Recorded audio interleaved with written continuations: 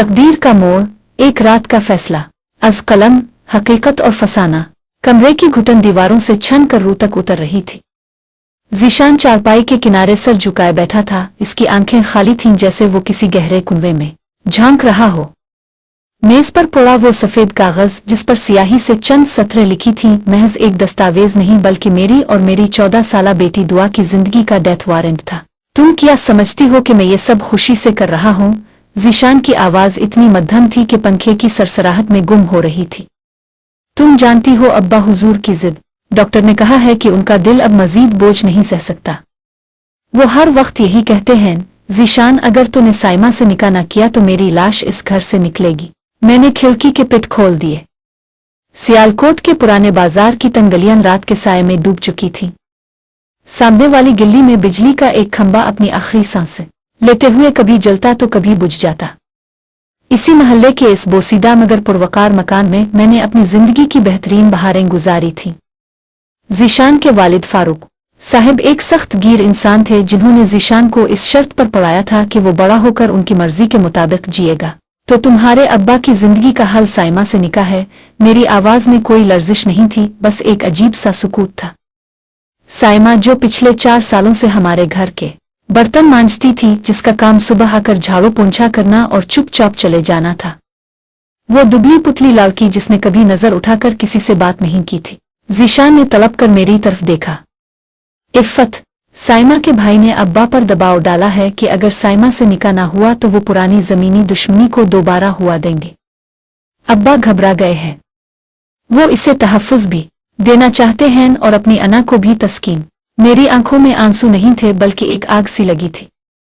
हमारी शादी को 15 साल हो चुके थे। मेरे माँ बाप के इंतकाल के बाद मेरा इस दुनिया में ज़ीशान के सिवा कोई ना था। सास साहिबा मुझे हमेशा बेबरकत कहती थीं क्योंकि मैं उनके मेयार की अमीरजादी नहीं थी। और दुआ, तुम्हारी इकलौती बेटी का क्या होगा? मैंने अपनी बेटी के कमरे की तरफ इशारा किया जहां वो सहम कर बैठी थी। तुम दोनों यहीं रहोगी? ज़ीशान ने रट्टा रटाया जुमला दोहराया। साइमा ने कहा है कि वो निचली मंजिल पर नहीं आएगी। ऊपर का पोर्शन इसका होगा, नीचे का तुम्हारा। तुम्हें कोई कमी नहीं होगी। मैं जानती थी कि यह सफेद झूठ है। जब एक बार एक नई औरत घर की मालिकन बनकर आती है तो पुरानी यादें और पुराने रिश्ते कूड़ेदान में फेंक दिए जाते हैं। मैं एक शर्त पर यह सब कबूल करूंगी, मैंने अचानक बुलंद आवाज में कहा। ज़ीशान चौंक गया। शर्त? हाँ। साइमा से तुम्हारा निकाह किसी मस्जिद में होगा, इस घर में नहीं। और आज की रात, सिर्फ एक रात तुम्हें इसके साथ इस घर की ऊपर वाली मंजिल पर गुजारनी होगी। इसके बाद तुम जो चाहो करना। ज़ीशान की पेशानी पर पसीना चमकने लगा। यह कैसा मुतालबा है इफ़्फ़त? क्या तुम मेरा तमाशा बनाना चाहती हो? नहीं, मैंने सर्द लहजे में कहा। यह घर मेरी ममता और मेरी खिदमत का गवाह है। मैं देखना चाहती हूं कि तुम अपनी नई जिंदगी की बुनियाद कैसे रखते हो। अगर ये मंजूर नहीं तो याद रखना, मैं अपने हक के लिए अदालत तक जाऊंगी और तुम्हारे वालिद की इज्जत गलियों में रूल दूंगी। ज़ीशान के पास कोई रास्ता ना था। ठीक है, मुझे मंजूर है। वो फैसला कुन रात, निकाह की रात, घर में एक कब्रिस्तान जैसी खामोशी थी। ऊपर वाले कमरे को साइमा के लिए सजाया गया था, वही कमरा जो कभी मेरा ख्वाबगाह हुआ करता था। साइमा एक पीले रंग के जोड़े में आई। इसके चेहरे पर कोई निकाब नहीं था, बस एक पत्थर जैसी खामोशी थी।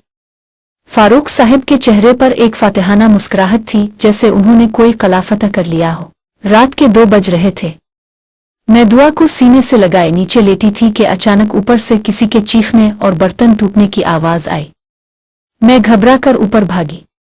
मेरा दिल धड़क रहा था कि कहीं ज़ीशान ने गुस्से में साइमा पर हाथ ना उठा दिया हो। मैंने दरवाजा धकेला तो मंजर ही कुछ और था। ज़ीशान वहां नहीं था, वो शायद बाहर क्लिनिक की तरफ निकल गया था। साइमा फर्श पर बैठी एक फटी पुरानी डायरी हाथ में लिए ज़ारो कतार रो रही थी। साइमा, क्या हुआ? मैंने आगे बढ़कर इसे कंधे से पकड़ा।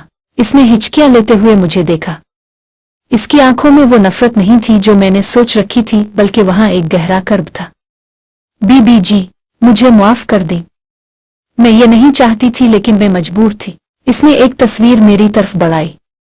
वो एक बूढ़ी औरत की तस्वीर थी जिसके गिले में पट्टे का निशान था। ये मेरी माँ है बीबी जी। वो भी इस घर के बड़े साहिब फारूक साहिब के डेरे पर काम करती थी। 15 साल पहले जब उन्होंने इसे निकाल दिया था क्योंकि इसने उनकी एक चोरी पकड़ ली थी तो इसने सदमे से खुदकुशी कर ली थी। मेरे पैरों तले से जमीन निकल गई। मैं यहाँ बदला लेने नहीं आई थी। साइमा की आवाज गूंजी। मैं तो सिर्फ उनके दबाव में थी क्योंकि मेरे भाई को उन्होंने झूठे केस में फंसाने की धमकी दी थी। लेकिन आज जब मैंने इस अलमारी में आपकी वो पुरानी डायरी देखी जिसमें अपने दुआ की पैदाइश की खुशियां लिखी थीं, तो मेरा कलेजा मुंह को आ गया। मैंने सोचा कि मैं एक और औरत की जिंदगी वैसे ही उजाड़ रही हूं जैसे मेरी मां की उजाड़ी गई थी। इसने अपने दोपट्टे में छुपा हुआ एक कानूनी कागज निकाला। ये वो तलाकनामा और मकान के कागजात हैं जो मैंने आज शाम ही वकील से बनवाए थे। मैंने ज़ीशान साहिब से दस्तखत करवा लिए हैं। मैंने हैरत से कागज देखा।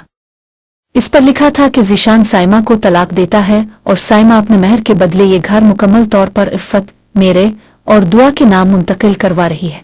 ये तुमने क्या किया? मेरी आवाज भरा गई।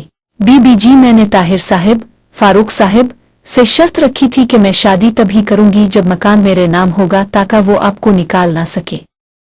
मैंने वो मकान अब आपके नाम कर दिया है। मैं अब आजाद हूं और आप भी। साइमा ने मुस्कुराकर मेरे हाथ चूमे और अपनी पोटली उठा ली।